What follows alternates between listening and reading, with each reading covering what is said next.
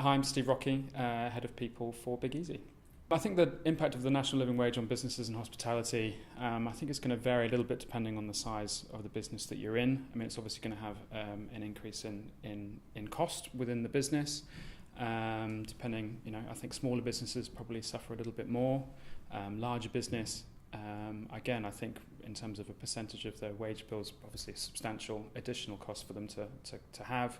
I think medium-sized businesses, I think there's a real opportunity to kind of look at your product and your mix and your sales, especially if you're expanding as a business, and see how it is you can kind of absorb that either within the business or depending on how much you need to pass on to customers. The benefits are you're gonna have kind of the equation of people that are well paid, whether they hopefully be happier, more engaged, understand the need for productivity, understand that increases like that will mean that we'll need to have a more efficient type business.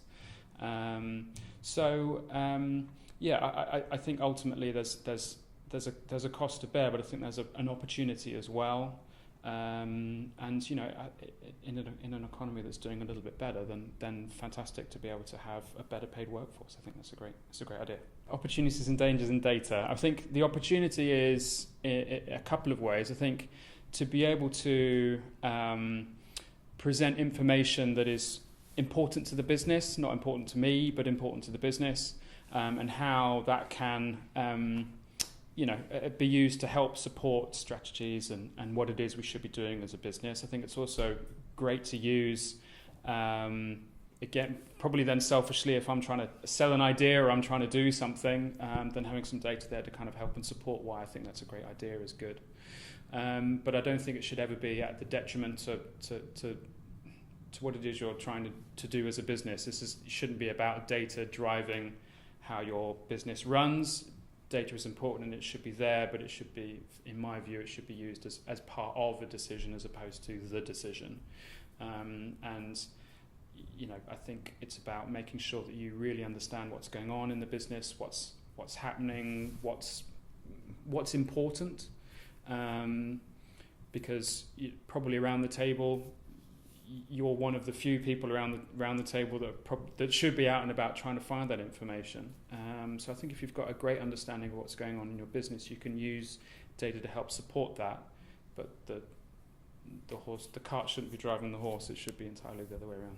I think the role of HR is definitely going to change. I think there's a real opportunity for us in a busy, competitive marketplace where finding great people becomes more difficult. I think it's a great opportunity for us to help the business really define what it is, what it's not, so it can really target the people that are going to work within it. Not everybody, but who are the people that are really going to work within the business.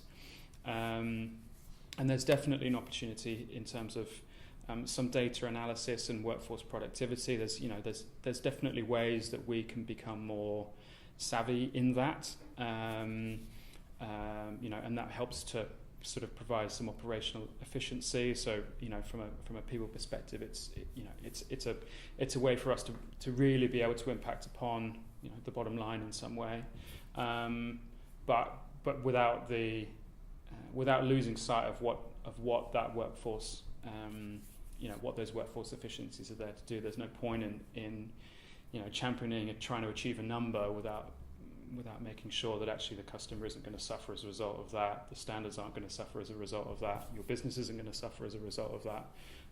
So yes, we certainly can be part of it, but also with one eye definitely on, it's great to achieve a number, but actually as a business as a whole, is it the right thing we should be doing, or is it, and also helping to kind of be that voice of reason in some way.